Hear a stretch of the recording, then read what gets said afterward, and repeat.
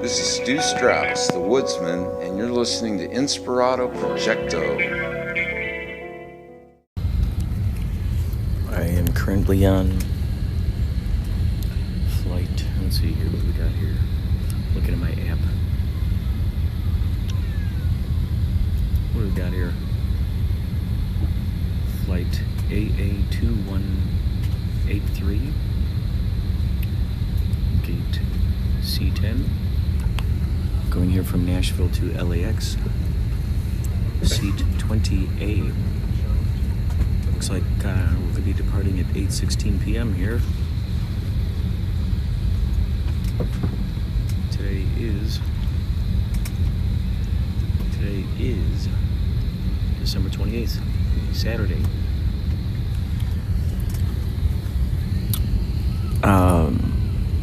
For those of you who have been listening to the past maybe 3 podcasts, they were all during my stay with the family. And today we went hiking. I didn't do any podcasting while we were hiking, but we went hiking on this trail. Wonderful.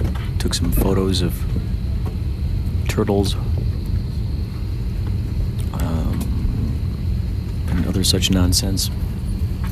Little Jojo just does not like sitting still. Little Joshua just does not like sitting still. And so they let him out of his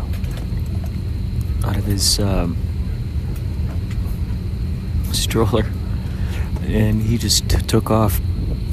Just went running like crazy. And Josh had to go. My brother had to go chase after him, and then I chased after him because I wanted to catch the footage.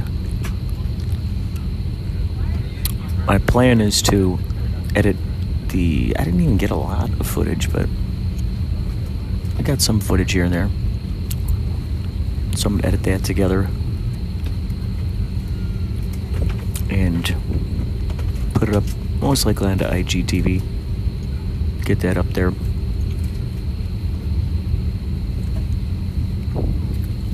Wow, man. It's just really cool to see those guys again and reminisce, catch up. We sat around the campfire last night. Me and Monica and I, you can actually see a fun photo that I took of them. If you go to Instagram, Inspirado Projecto on Instagram,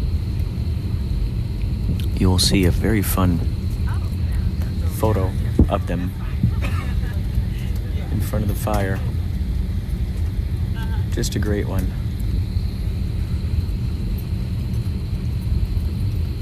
That was cool. That was really cool to be able to just burn a fire in their backyard. It's just so awesome. So now, just got on the plane. About to fly back to Los Angeles. And it's crazy to think only a couple days here until the Yachtly Cruise show, the New Year's Eve show at Discovery Ventura. It's going to be a good one. It's going to be a good one.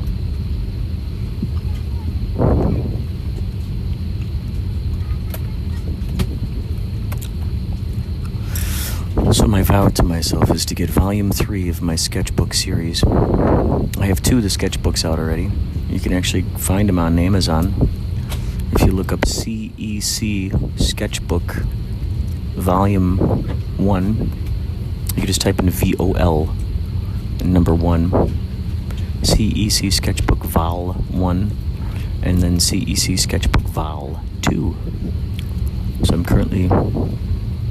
I scanned all the pages for Vol 3, and so I plan on getting that done before the next couple days before the new year. That'll be like a send-off, send-off of 2019, moving into 2020. And I've got to download the template. I've got to fit all the pages. Still some work to do left on it. However, it's going to be fun. And once I have that out there, you can bet your bottom dollar I'll be promoting it like a banshee on this podcast and on my Instagram. If you'd like to become friends with me on Instagram, go to Inspirado Projecto and follow me. I'll follow you. I'll like your pictures. I'll comment on your pictures. Let's reciprocate. Let's collaborate. Let's do it.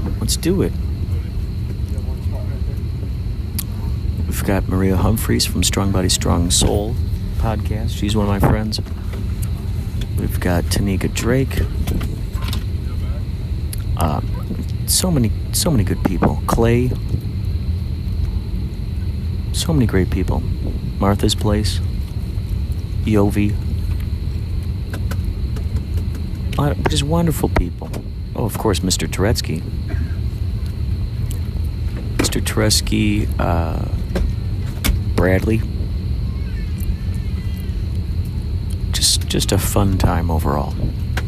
So, hope to see you there. And since this is the the beginning of this episode, I will be adding more information after I get home tonight. So, we shall see. We shall see what shall transpire. If you want to contribute to the podcast, please email inspiradoprojecto@gmail.com. Of course, you can send me a message on the official hotline, which is 561-203-9179. You can call it up, call the voicemail, leave a message, and I will include it on the podcast. I've done it in the past, and I will continue to do it again. So there you go. There you go. Isn't that crazy? A whole nother year has passed us by. A whole nother year. All right. Talk to you more later.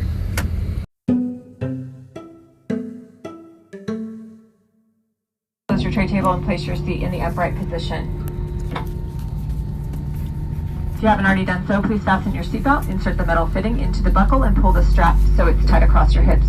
To open your seatbelt, lift the top portion of the buckle. Keep your seatbelt fastened when the seatbelt sign is on, and just in case there's turbulence, keep it on whenever you are in your seat.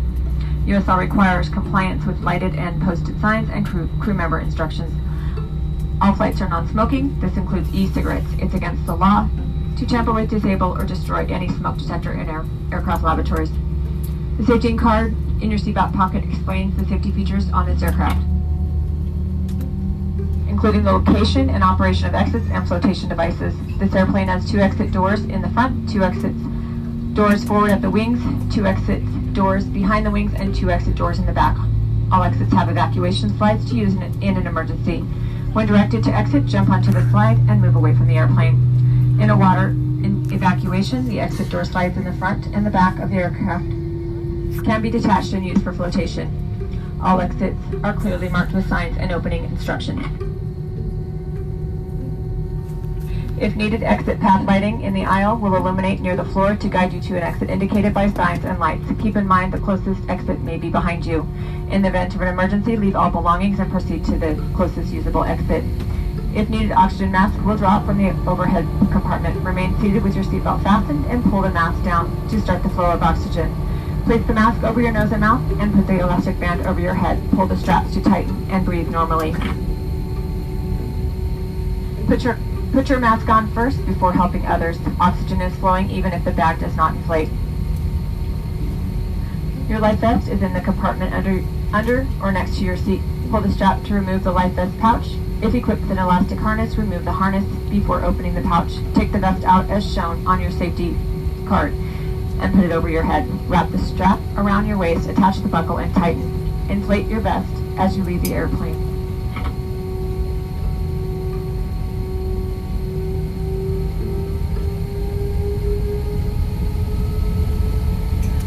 Pulling down on the red tab or by blowing into the red tube. Never inflate the vest inside the airplane. All vests have a light that turns on automatically in the water. If necessary, an infant life vest will be distributed by a flight attendant. Safety card shows you how to use it. We will be dimming the cabin lights for takeoff. Individual reading light controls are overhead. We do thank you for your attention. Now as we ask, sit back, relax, enjoy your flight to Los Angeles.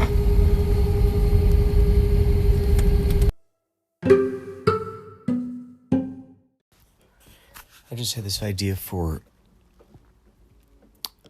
a name for maybe a superhero, or at least the story of something called the Grief Thief. And it's someone who has the superpowers to be able to take away the grief from anyone, which I think would be awesome if you were to be able to be the grief thief and just go whoosh, let me sop it all up. But then where does that grief go? Can you then disperse it as well?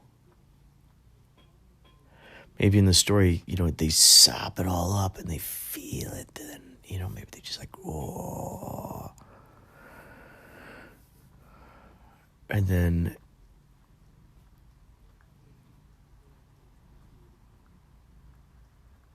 maybe if they're like at a bank and someone's robbing it, then they go and they blast them with grief. And now those people just start crying. They don't want to rob the bank anymore. They just want to cry. But then after they're caught, then they take away the grief again.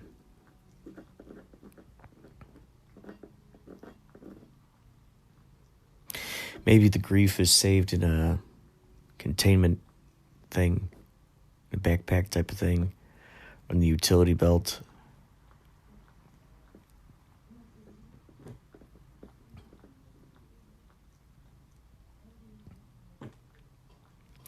Like, just imagine that blasting, like, sort of like with the bad guys trying to steal from the bank or whatever. Imagine you've collected decades, centuries even, worth of grief from a number of people. And now you give that grief and you go to that person.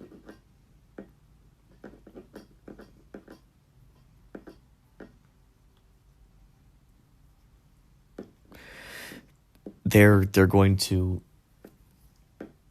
just break down and cry. The thing that led me to this was a really interesting message that my friend Noelle had put up onto her Instagram. It says, "Grief, I've learned, is really just love. It's all the love you want to give but cannot. All of that unspent love gathers up in the corners of your eyes, the lump in your throat, and in that hollow part of your chest. Grief is just love with no place to go."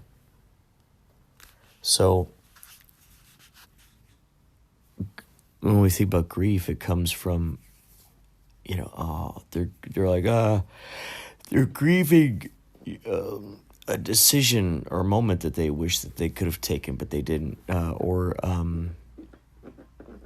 obviously grieving the death of a loved one, or the grief that they might feel if, with regret, the feeling of regret. I feel that grief, like, oh man, why didn't I just ask out that girl?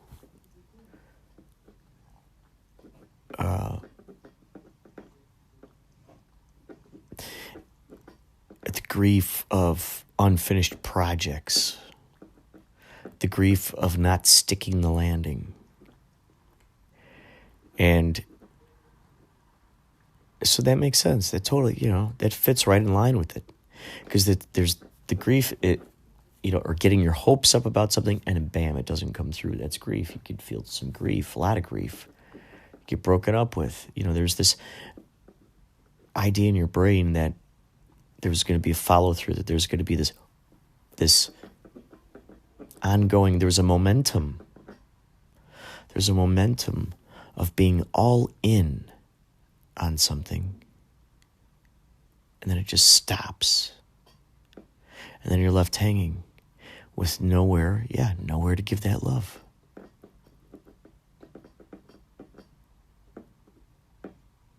Maybe this is why people don't like to get their hopes up. They don't like to dream big. They're afraid of the grief involved. They don't want to grieve. Wow. So the grief thief.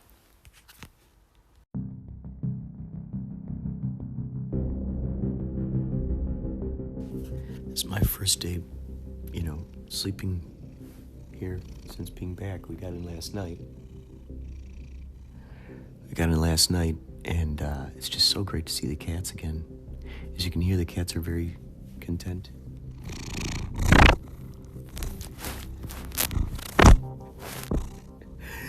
So cool. It's just really cool. When you think about this is crazy.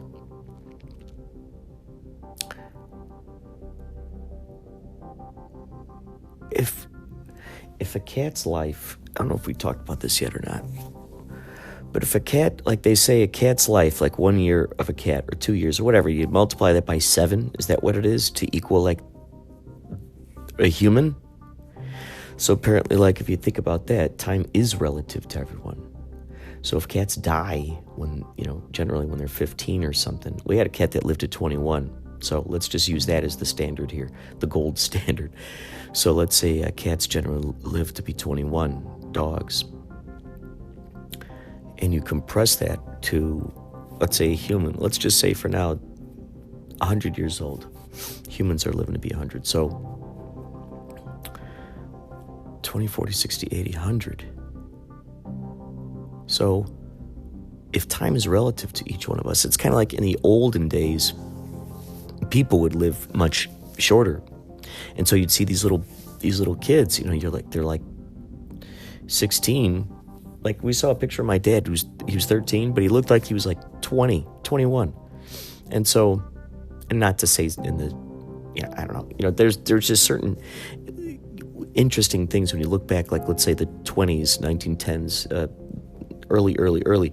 Some of these guys, they look old, but they're young. And so it was this relative thing. So imagine for cats, if you got them, is 1 minute, what does 1 minute equal in their lifespan? Think about that. So let's say we're sitting at a bus stop and we feel like we sit there for 40 minutes waiting for a bus. We sit there for 40 minutes. Now, to imagine in another, creature's reality, that full 40 minutes that you waited there is actually only 2 seconds of their life. So when we're gone from the house for 5 days, how many years? How many months, maybe just months or weeks? How many weeks of torture did we actually put our cats through? I don't want to say torture. That's terrible. That's horrible. How many weeks of absence from them? How many weeks were we without them? Because these guys are sticking to me like glue. We were gone, I think, 5 days, 22nd through the 28th. And these cats are just like sticking to us like glue. They're just like, yeah, don't you ever leave again. Don't you darn ever leave again. They're very hungry too, so imagine that. The average human eats, 3 times a day. And cats, depending on how many times we feed them, let's say if we feed them 3 times, that's actually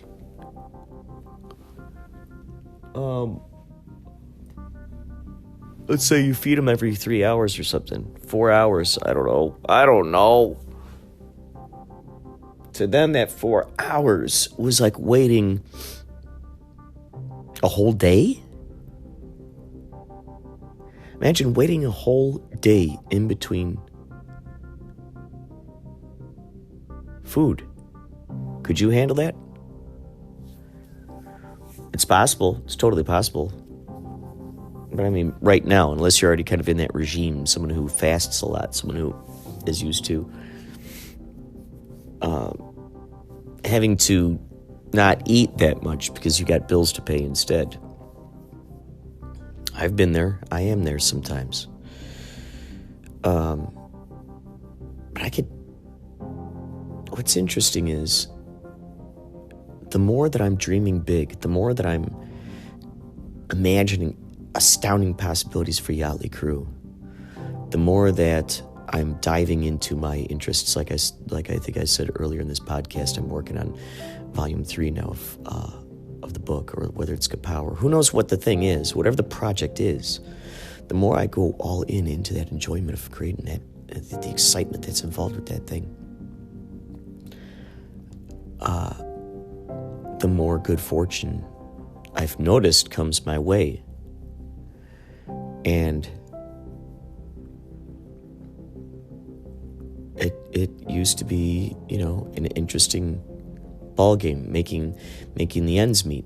However, I think I also wanted it that way. Maybe there was something inside of me that wanted that sort of that struggle, or to give myself the opportunity to redefine it, not define it as struggle, but define it as that was just how it was. It's interesting, that attitude, it is what it is. Since nothing actually has built-in meaning, it's up to us to give the meaning to it. So, are we struggling? Are we starving? I've gone days. I've gone, like an entire day without eating, or maybe having a peanut butter jelly sandwich. I mean, this happens to everybody to some degree. These are also the people who would survive better. Let's say in one of those situations like Lost, and their plane crashes to a remote island, and these people survive, and there you are.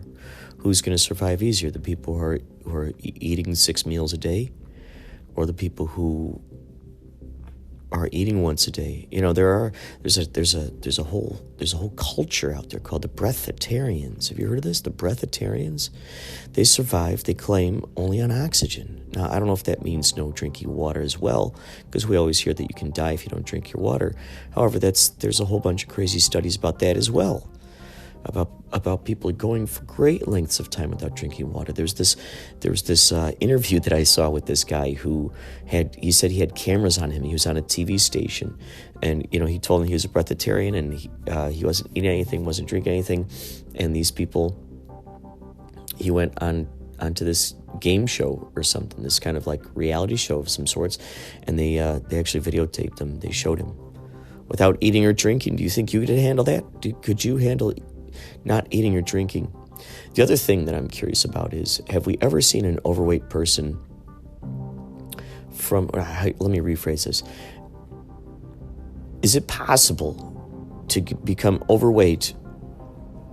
Like, let's say if you're just constantly eating lettuce, constantly eating fruits, if you're just always eating bananas, always eating strawberries and vegetables. Let's say if your diet was only that, only that, is it possible to be, I should probably ought to Google this, but is it possible to be, if you're truly, one considers that healthy. So if you're that healthy and being, let's say getting fat on your body, becoming overweight is a byproduct of unhealthiness, can you become fat from eating a whole bunch of fruits and vegetables? Is that possible?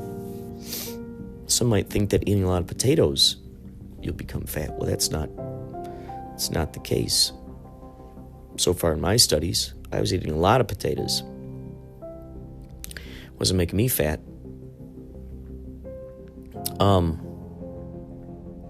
Others maybe, who knows? Who knows what they put on it? I don't know.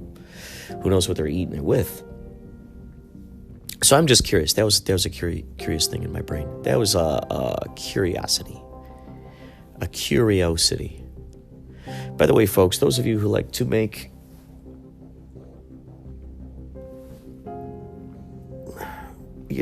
videos, there are a lot of great video editing apps out there.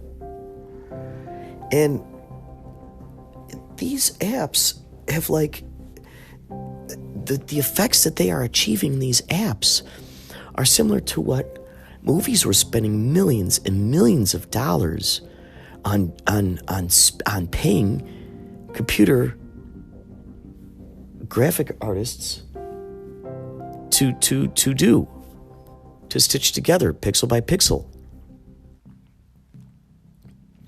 putting every perfect pixel in every perfect place. There were teams, master computers, CPUs, lots of stuff taking up spaces of warehouse.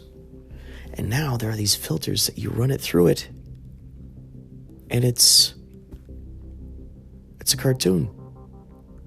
It's brilliant. It's brilliant. It's brilliant. A whole bunch of them out there. When you start combining these things, that's part of the fun too.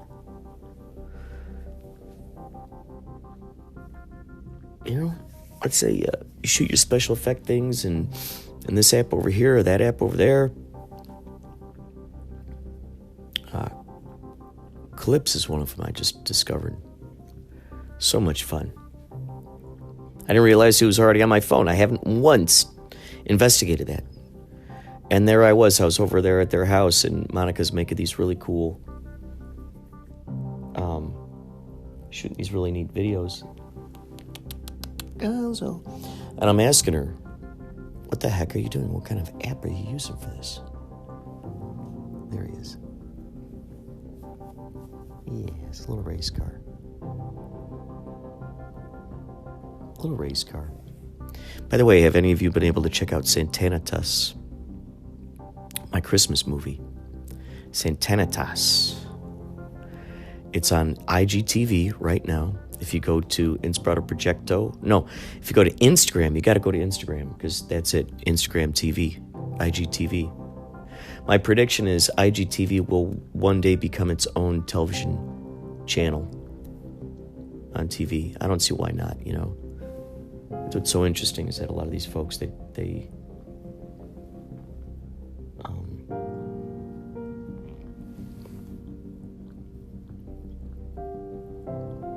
could totally expand out in these areas.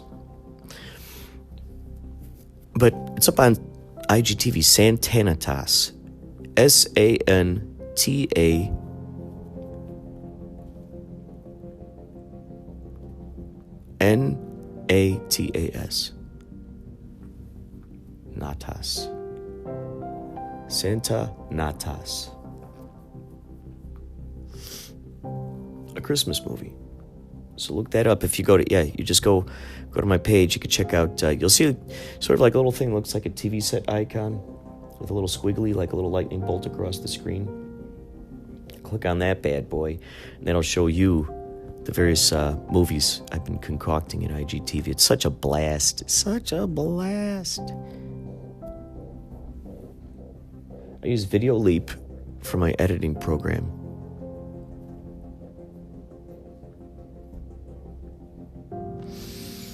On it through my iPhone, because I'm just getting a kick out of experimenting with this. I mean, this is just, it's blown my mind that any of this stuff is possible. I mean, God, this is crazy.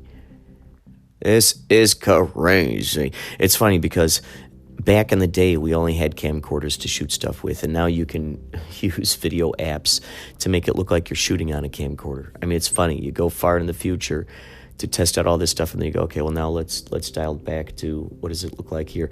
There are some of these apps that make it look like Super 8mm film, which is awesome.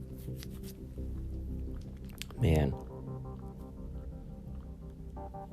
I just love it. I just love it. It's crazy. Things like TikTok. I'll edit things in TikTok. You can add music in there, and then you save the video. What else?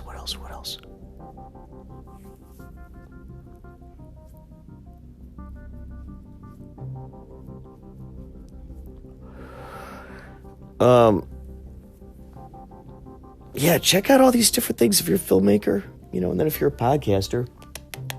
God, so kitty, we're so cool. If you're a podcaster, definitely download Anchor.fm. Download that app immediately.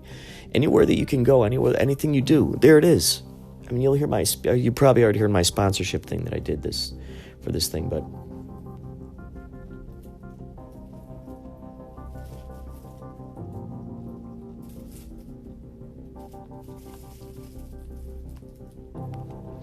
it's just fascinating. Fascinating. It's like having your own radio station. How cool is that? We've put the power into our own hands. I love it. You want to create something? Go out and create it. You got an idea? Go ahead and make it. Gosh. Oh, low on battery here. Better save this now.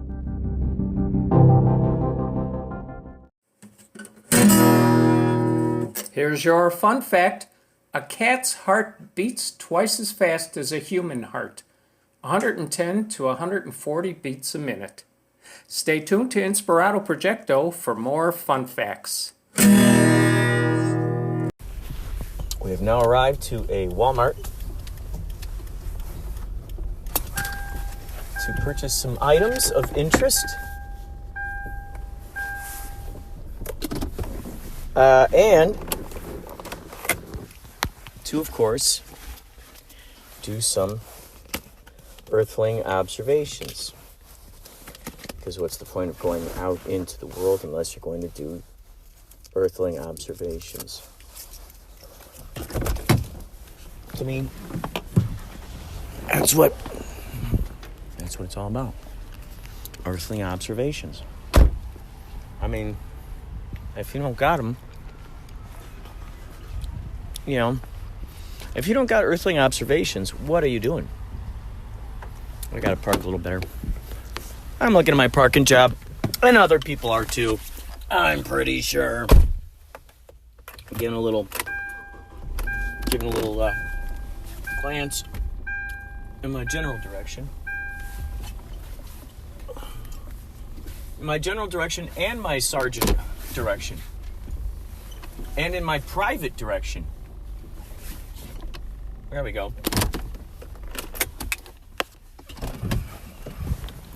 That's private, Sergeant. What's the general idea here? Commander? That's private, Sergeant. What's the general idea here, Captain? That's private, Sergeant. So, I think that's one of the most important things if you're going to go out there into the world. Might as well do some Earthling observation. Because it's fun just to see how different creatures interact with each other. It's interesting, really. Every Earthling has their particular bubble, their particular paradigm of entertainment and point of view. Their own particular perspective on how to do it the best way that they're, everyone's trying to do it. And some have been duped into being the mindset of having to step over the backs of others. Others have been shown the benefits of cooperation and reciprocation and all that razzmatazz that is just glorious and holy when it comes to harmonic resonance with a group or tribe of well-meaning folks. It's been a while since I've been to one of these places.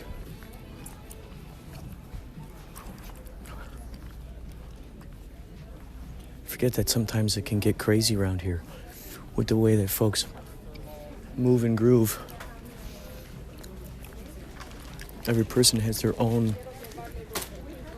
way of doing it. Some might be wise guys, trying to get in your way intentionally. Others are, most likely, I'm thinking, just probably accidentally getting in your way.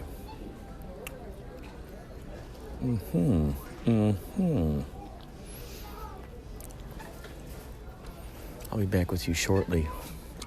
I'm having a hard time concentrating right now. I'll be back in a second.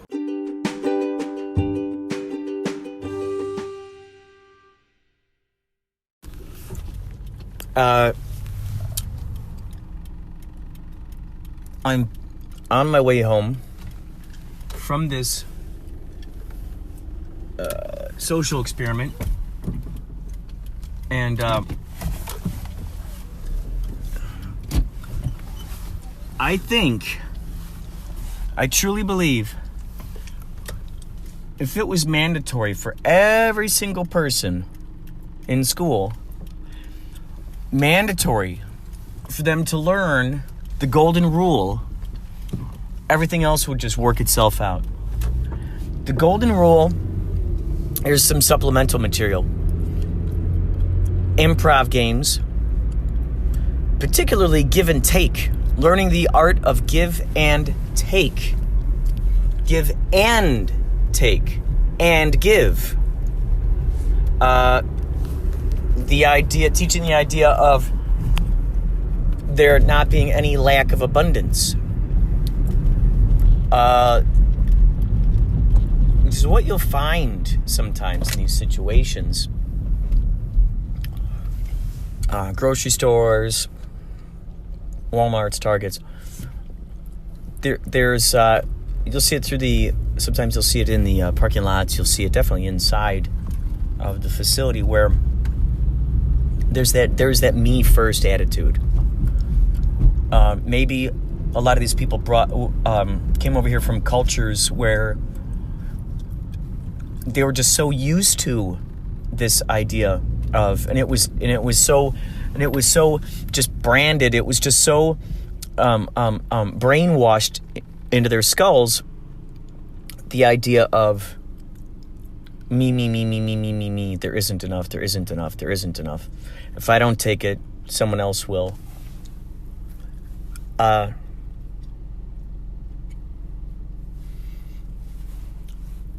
So when you get into sort of, let's say, stop sign situations, coagulations of cars where, let's say you got to turn left. That usually seems to be something interesting to try to do out there on the streets, is turning left. And you're in one of those situations where there's just like a lot of cars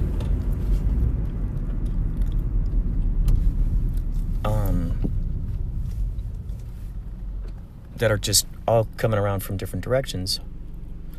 Same things with airports too, getting into lines.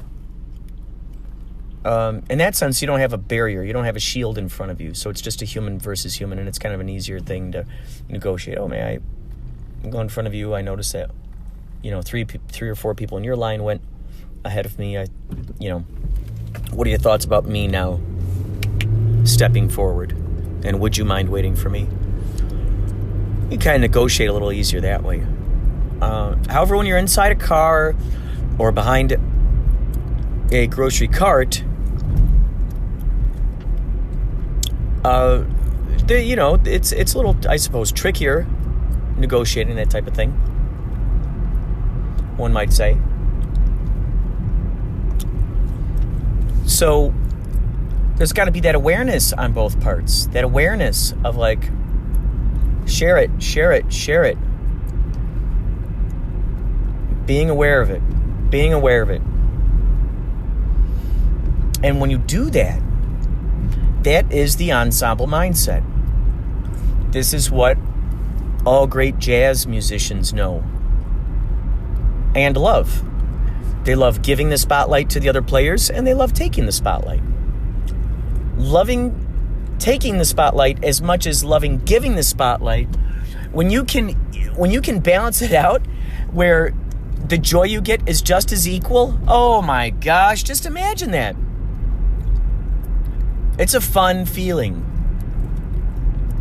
Tell me your most recent examples of the give and take mindset, where you have been in situations where everybody had their turn to say, and everybody's ideas and opinions and whatnots were considered.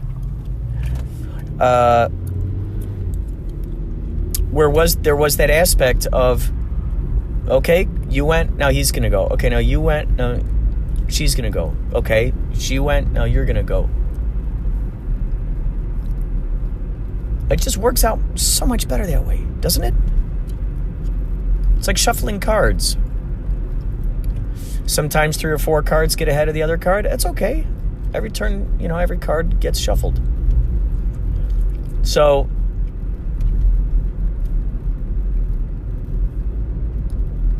that would be, I think, an essential ingredient. Teaching that art of everybody gets a turn on the ride. Everybody gets a turn on the ride.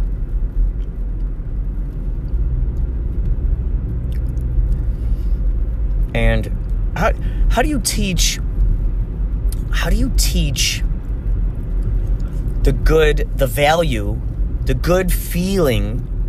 How do you teach a kid? What I'm curious about is teaching the kid, like, where they make that mental connection where it's like, wow, that feels good to see good stuff happen for that person. How do you actually teach that?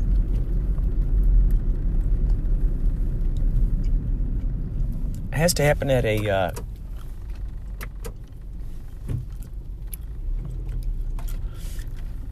you just do that at a young age, or it's just part of the culture, where the kid's growing up, even as far as being in the womb, who knows what kind of magic comes through there?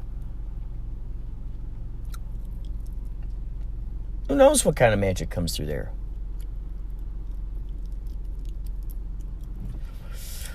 That's why they play Baby Einstein for the kids in the womb, because there's still vibes. The baby is listening to this inside, and when the mom is feeling those feelings, the baby is getting blasted with those feelings. When the parents are talking, arguing, communicating with people, bam, they feel that in there. So imagine if, while the baby was in the womb, the mom and the dad, and heck, let's say even all the way up until the dad impregnates the mom, all the way up until that point, that kind of behavior is fostered. So it's like it comes way before the birth of the baby. The reciprocation, the cooperation, the golden rule, that's just taught long before. So I would say aspects of that, and this may sound radical,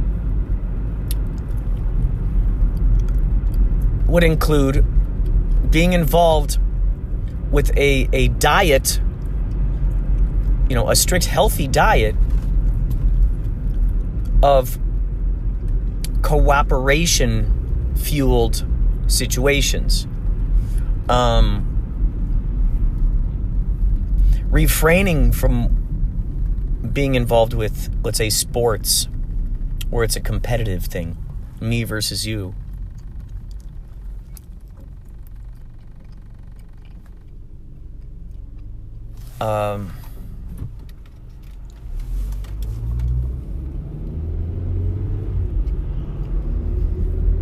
Being involved with activities where people are helping each other grow, language, books, all that jazz. So all of that stuff, imagine, imagine the sperm is being manufactured from somewhere. It's being manufactured from the thoughts and desires and the the spiritual nutrition that's going into that body. Same thing with the eggs. Imagine that. A brand new eggs, bam. They grow. Every time after a period, there's a brand new opportunity. There's a brand new chance. And so it's filling the brain with filling the eggs, the sperm, filling it with those great vibes, those good vibes. So then what happens? You give birth to this kid, and then you continue on with that. So that way it's not like a foreign thing. It's not like, okay, now we got to catch up. Now we got to figure out how to do this. You've already been doing it. So then you have the kid, and the kid sees, they hear through the language, they see through the actions, that type of behavior. And then they themselves, they enact that among their peers. Now imagine you got a whole community like that. Bam, it just keeps going and going and going and going and going and going and going. Going and going and going and going and going. So the kids grow up seeing the parents being excited for each other's accomplishments. Clapping for that effort, for the action, for the follow through of the intention. Where there's less of an emphasis on working hard, or we don't even use that word, working hard. This drudgery. Where it's working excitedly, working passionately, working happily. Maybe even erase the word work, or change the definition of what that is, so it doesn't sound like this drudgery that has to be done. So it's the idea of mostly just being excited with following through an intention. Cool, this person had this idea and they followed through. They had this intention, they went for it, bam, they hit the target, or they, whatever, insert analogy. They swam the laps that they intended to do. They published the book they intended to write, etc., etc., etc., etc. And it just goes on like that. So that's what I've observed. And this is a message that continues to be preached. Is that the word we want to hear? Throughout my programs. Message that continues to be celebrated. I'll put it that way. It's a mindset and a practice that is celebrated in each of these podcasts. And those of you who have been listening a while, or even over the past few, you'll most likely hear me talk about this once in a while. It's a reminder. It's a reminder to you and to me. We're casting spells here, folks. We're casting spells. So keep that in mind. If there's something that I'm saying to you that you feel has value, and it might cause you to look at something in a way that, it's just said in a specific way, that a particular way that enables you to unlock a door with a key that you didn't realize you had,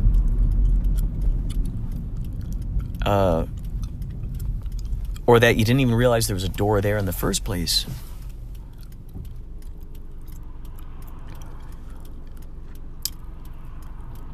And then you apply it because you see that something with what you just heard resonated with something within you to tune into that best version of yourself.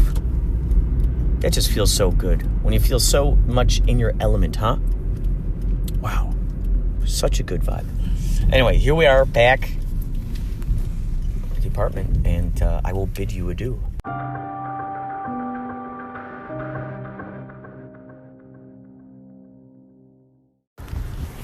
Hello there, ladies and gentlemen, this is Tony Danza with a very special message. Now that we're nearing the end of 2019, some of you might be considering what your special goals and dreams and chores that you're gonna get done before the end of 2020. Some of you might still have some of those goals that you're working on today. Or even tomorrow. Today's December 30th. Tomorrow's December 31st. And that's New Year's Eve. Some of you might have made these New Year's resolutions saying, I gotta lose this weight. I gotta work out. I gotta learn how to play pinochle. I gotta make new paintings. I gotta build that shelving unit. I gotta fill up the pool. You know, everybody's got their certain New Year's resolutions. So, if you haven't done that stuff yet, if you were planning on doing all that stuff before the close of 2019, and you want to put it off for 2020, you could do that. Heck, what if every month you made yourself a resolution? What if every month you gave yourself something to do? And you said, by the end of this month, I'm going to get this done. By the end of that month, I'm going to get this done. Heck, and then maybe you go to yourself, you say every week, by the end of this week, I'm going to get this done. By the end of that week, I'm going to get that done. And then what if you looked at every single day and you says to yourself, now here's a day filled with lots of potential. We got 12 hours in this day. Let's do some stuff by the end of the day. Let's get this goal done, okay? Let's get this thing accomplished. Cross that off the bucket list. What if every day you was crossing something off the bucket list, huh?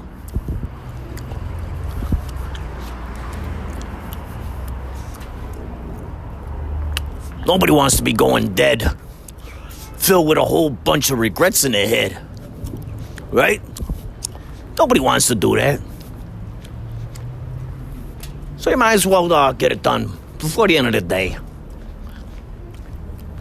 It's worth it. It's worth it to try it out, you know? Because there's lots of other things out there that you're spending your time on instead of the things that you know you gotta be doing. Do you really need to look at all those old episodes of Seinfeld again? I mean, yeah, he's a funny guy, sure. I love Seinfeld as much as the next guy. But let's say, you know, you gotta be doing your push-ups, you gotta be doing your pull-ups. Not to mention your sit-ups, and your jumping jacks, and your squats and your burpees, okay? So you got all that stuff. You gotta do that stuff. That takes time to do that stuff. Maybe you could do that while you're watching your Seinfeld. It doesn't have to be either or, right? You don't gotta do either this one or that one over there. You could do both of them. I think this year's gonna be a year filled with multitasking. You know, what can I do at the same time as I'm doing this other thing? Anyway, that's my special message to you. I'm your official celebrity friend, Tony Danza. May you have a wonderful 2020. And enjoy the rest of this year while you still got it going. It's only a couple days.